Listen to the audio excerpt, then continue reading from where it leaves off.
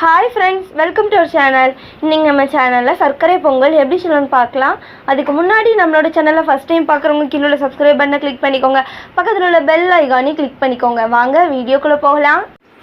First ஒரு குக்கர்ல 1 class அளவுக்கு பச்சரிசி சேர்த்துக்கோங்க.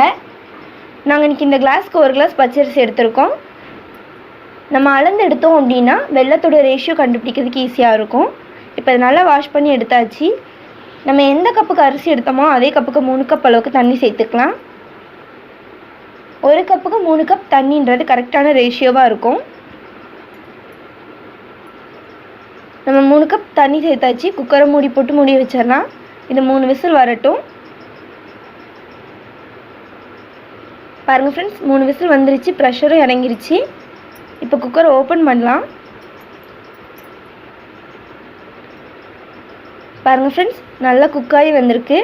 இப்போ கரண்டியை வச்சு நம்ம நல்லா மேஷ் பண்ணி விட்டுக்கலாம்.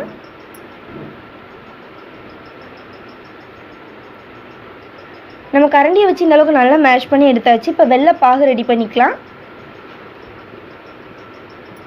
வெல்லம் ரெடி பண்ணுறதுக்கு ஒரு பாத்திரத்தில் நம்ம எந்த கப்புக்கு அரிசி எடுத்தோமோ அதே கப்புக்கு 2 கப் அளவுக்கு வெல்லம் சேர்த்துக்கோங்க.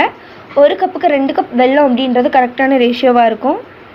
இப்போ இதில் 1 ஸ்பூன் அளவுக்கு தண்ணி சேர்த்துக்கலாம். இது பாகு ஸ்டேஜ்லாம் ஆக வேண்டாம். வெல்லம் கரைஞ்சி வந்தாலே போதும். வெல்லம் நல்லா கரைஞ்சி வரட்டும். பாருங்க फ्रेंड्स வெல்லம் வந்து நல்லா கரைஞ்சி வந்துருச்சு. இப்போ இதை ஃபில்டர் பண்ணிவிட்டு நம்ம குக் பண்ணி வச்சுருக்க ரைஸில் ஆட் பண்ண போகிறோம். வெல்லத்தை வந்து எப்போவுமே ஃபில்டர் பண்ணிவிட்டு சேர்த்துக்கோங்க. நம்ம மண் கல் எல்லாமே அதிகமாக இருக்கும், அதுக்காக தான்.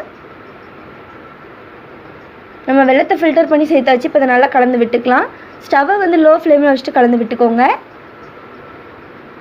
நம்ம வெல்லம் சேர்த்து நல்லா கலந்து விட்டாச்சு.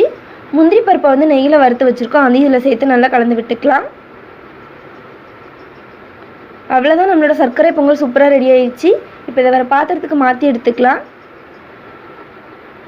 பாருங்கள் ஃப்ரெண்ட்ஸ் சர்க்கரை பொங்கல் எந்தளவுக்கு சூப்பராக ரெடி ஆயிடுச்சுன்னு. ரொம்ப ஈஸியாக செய்யலாம். டேஸ்ட்டு சூப்பராக இருக்கும். கண்டிப்பாக நீங்கள் வீட்டில் ட்ரை பண்ணி பாருங்கள். இந்த வீடியோ உங்களுக்கு பிடிச்சிருந்தா தாயம்மா சமையலுக்கு சப்ஸ்கிரைப் பண்ணுங்கள், லைக் பண்ணுங்கள், ஷேர் பண்ணுங்கள், கமெண்ட் பண்ணுங்கள். தேங்க்யூ.